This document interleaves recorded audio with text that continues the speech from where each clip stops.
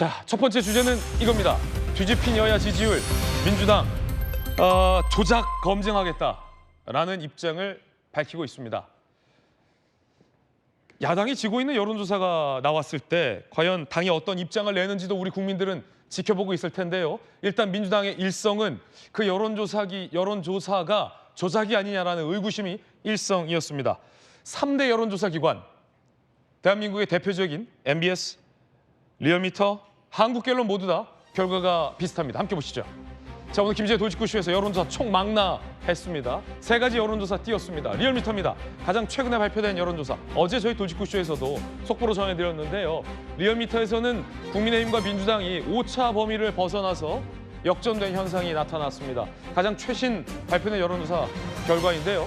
자, 국민의힘이 46.5%, 민주당이 39.0%로 두 정당의 지지율이 오차 범위를 벗어나 한참 역전이 됐습니다. 자, 그런데 이 리얼미터 여론조사가 발표되기 직전에 발표된 MBS와 한국갤럽도 추세가 같았습니다. MBS 여론조사입니다.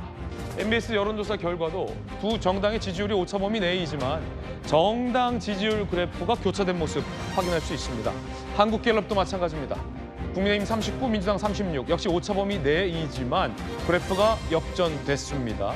이러던 차에 어제 이 리얼미터 조사 결과가 아예 오차 범위 밖으로 벗어나서 국민의힘이 민주당을 앞서고 있는 여론조사 결과까지 등장을 한 겁니다. 자, 그럼 하나하나 좀 더 자세히 그 추이를 뜯어보겠습니다. 자, 먼저 리얼미터 조사 결과의 추이입니다. 첫 번째 여론조사 결과의 추이를 크게 저희가 키워봤습니다.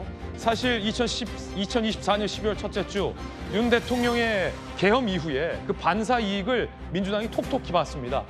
52.4%까지 리얼미터에서 민주당의 지지율이 나왔습니다. 당시에도 민주당의 지지율이 과반을 넘긴 여론조사는 많지 않았습니다. 그중에 하나가 드물게 리얼미터였는데 과반 이상의 지지율을 과시하던 민주당의 지지율이요, 점점점 떨어지더니 급기야 이렇게 39.0%로 오차범위 밖에서 여당에게 밀리는 여론조사 결과까지 나온 겁니다. 자, 한번 보실까요? 과반을 넘게 찍었던 민주당의 정당 지지율이 탄핵 소추된, 구속된 대통령이 소속돼 있는 국민의힘의 정당 지지율과 7.5%포인트 차이로 밀려난 이유는 뭘까요? 자, 야당 일각에서 제기되고 있는 여론조사의 어떤 잘못된 오류 혹은 조작?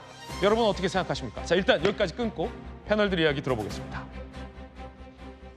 잠시 후에 야당 반응도 전해드릴 텐데 권영진 의원님 오랫동안 또 대구시장 하시고 국회에 복귀하셨잖아요. 여러 여론조사 결과에서 비슷한 추세들이 나오는데 야당 내에서 일단 여론조사를 좀 뜯어보겠다라는 기구를 만들었어요. 일각에선 조작 아니냐, 고발할 수도 있다 이런 얘기까지 나왔는데 어떻게 보십니까? 그러니까 여론이 나빠지고 그러면 국민들이 왜 우리로부터 마음이 떠날까? 우리가 무엇을 잘못했는지 이렇게 반성해야 그다음에 이게 다시 여론을 반전시킬 수 있잖아요. 그런데 우리 정치권이 요즘 민주당이 하는 걸 보면은 민주당이 계엄과 탄핵 이후에 워낙 너무 잘 나가서 그런지는 모르지만은 자기 반성을 모르고 자꾸 이제 국민 탓하고 그리고 또 여당 탓하고 정부 탓하고 이런 모습으로는 저 지지도의 추이를 바꾸기는 어려울 거다라고 봅니다. 지금 민주당에서는 현재 얘기하는 게 이게 너무 보수층들이 과대 평가돼 있다, 아니면은 또 조작이다 이렇게 얘기하는데요.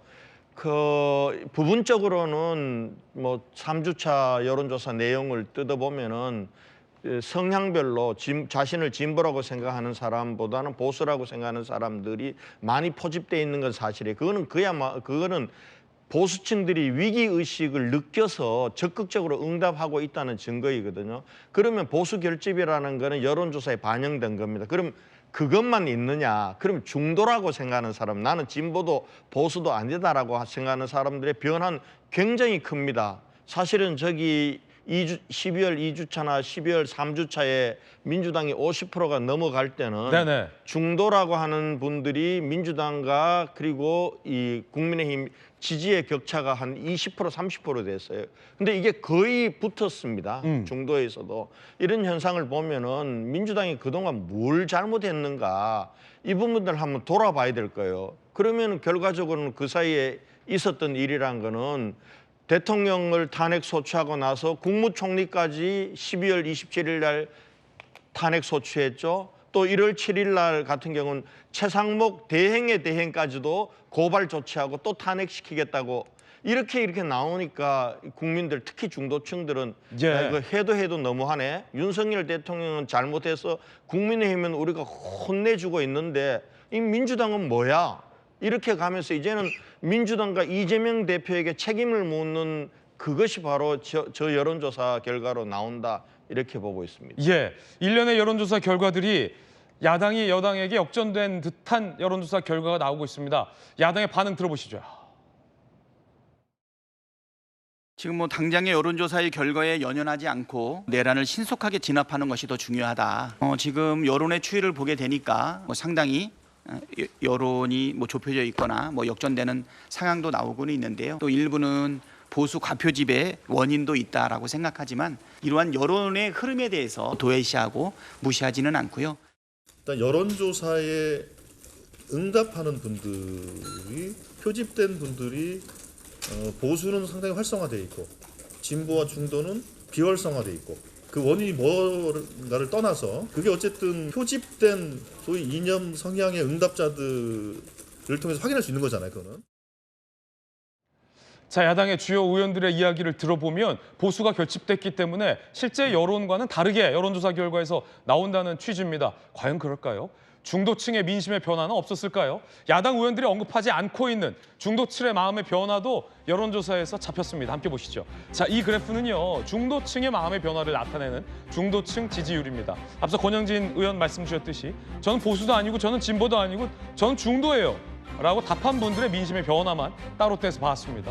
민주당 역시나 이 리얼미터에서 45.5% 1월 첫째 주에 이렇게 높게 나오다가요. 최근 결과를 한번 볼까요? 자, 국민의힘의 지지율이 점점 올라가기 시작하더니 급기야 중도층의 민주당에 대한 지지율이 40.1%로 훅 빠졌고요.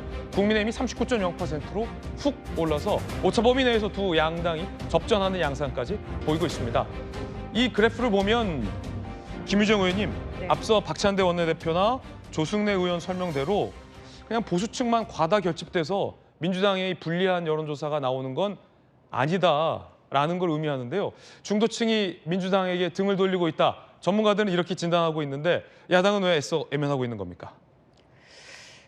뭐 이제 이런 여론조사가 한 달 사이에 굉장히 급변했기 때문에 현실을 부정하고 싶은 마음이 먼저 들었을 거라고 생각합니다. 현실 부정? 예. 이게 뭐지? 왜 이렇게 나오지? 라는 아마 의아한 마음, 또 염려되는 마음은 다 마음속에 있을 거라고 생각해요. 네. 이제 그런데 얼마 전 그 상임 고문단과의 만남에서 이재명 대표가 그 고문님들이 얘기하셨던 것처럼 지금 상황 겸손해야 된다 이런 걸 강조했잖아요. 그래서 저는 이제 이 여론조사 결과들을 보면서 분명히 중도층의 이동이 있었던 걸로 보여집니다. 그런데 이제 민주당에서 문제 제기하고 싶어 하는 부분은 물론 아까 권영진 의원 말씀하신 대로 이제 보수 과표집도 있을 거예요.